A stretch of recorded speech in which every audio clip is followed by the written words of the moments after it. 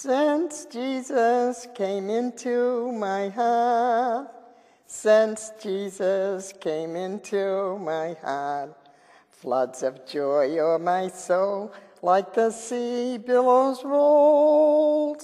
Since Jesus came into my heart. This is a church that is definitely faith-based. They believe that God will provide. So for 200 years, God has provided for People's Baptist Church to be here.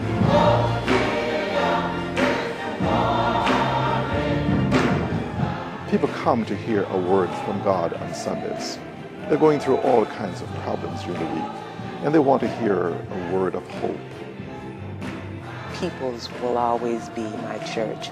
It's the faces and the memories that People's hold for me. This will always be my home.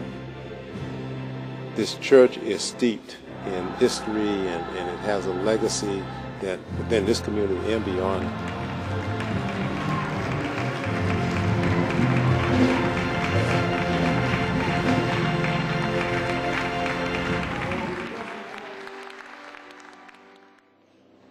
Let us give thanks for the bread symbolizing the broken. As W.E.B. Du Bois said, there are three things that are very important to a black church.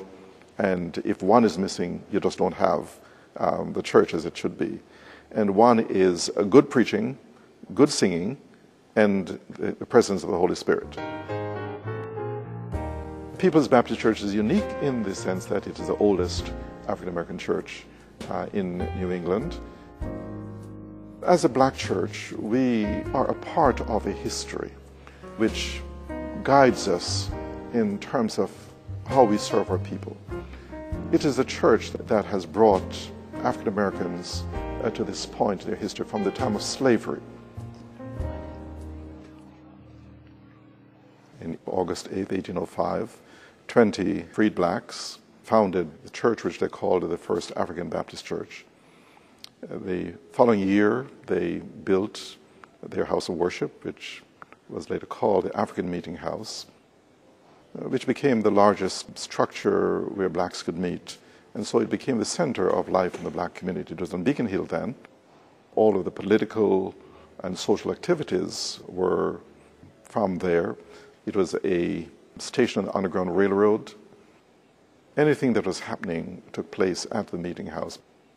And from there on, the church continued and grew in numbers. By 1898, the church had outgrown the building, and so we moved here to the present location on Camden Street.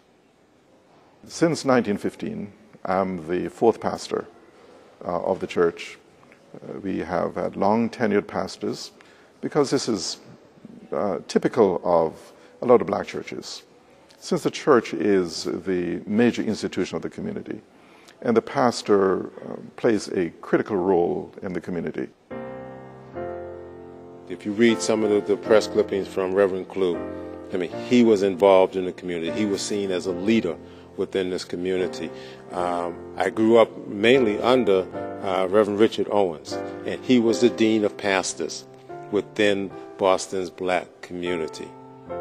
Reverend Owens was here when I was much younger. He baptized me, and he was very young in terms of spirit and very carefree.